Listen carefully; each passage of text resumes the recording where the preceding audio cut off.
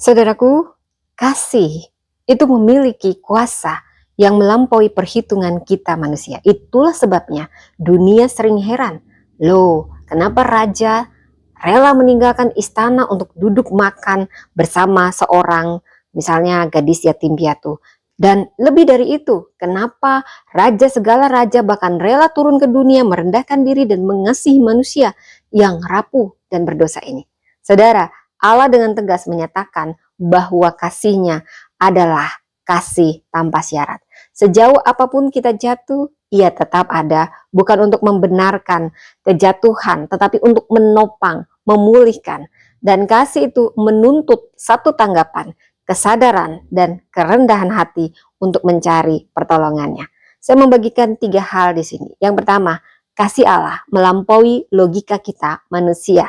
Artinya, ada intinya di sini, kasih Allah tidak bekerja berdasarkan kelayakan kita, melainkan berdasarkan naturnya Allah sendiri. Amsal 10 ayat 12 jelas menegaskan bahwa kasih memiliki kuasa menutupi, memulihkan, dan menyembuhkan, bukan mengungkit, bukan menghukum.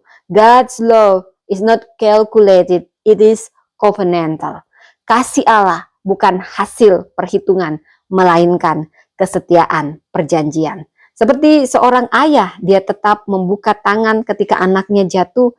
Kasih Allah tidak berkurang oleh kegagalan kita, justru dinyatakan di tengahnya.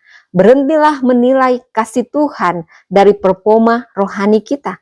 Terimalah kasih-Nya sebagai pondasi, bukan sebagai upah. Yang kedua, kasih tanpa syarat bukan izin untuk berbuat salah. Kasih Allah bukan pembenaran bagi dosa, melainkan undangan untuk kembali. Dunia sering memutarbalikkan kasih menjadi kompromi, tetapi kasih sejati selalu mengarahkan kepada pertobatan dan pemulihan. Grace lifts you up, sin pulls you away. Anugerah mengangkat, dosa menjauhkan.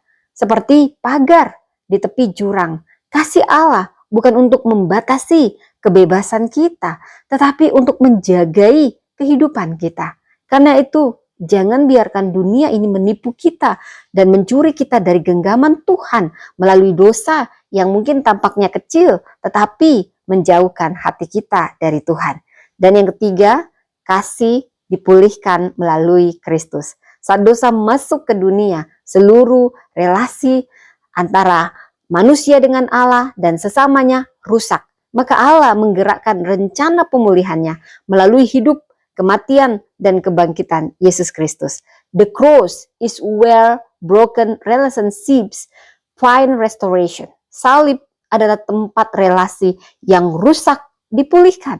Seperti jembatan yang dibangun kembali setelah runtuh, Kristus menjadi penghubung antara Allah dan manusia, dan antara manusia dengan sesamanya.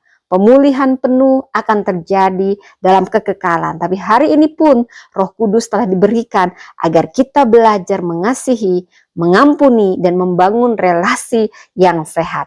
Kasih sejati bukan sekedar perasaan. Ini panggilan hidup.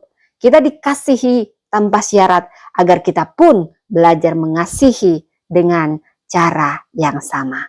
Tuhan memberkati.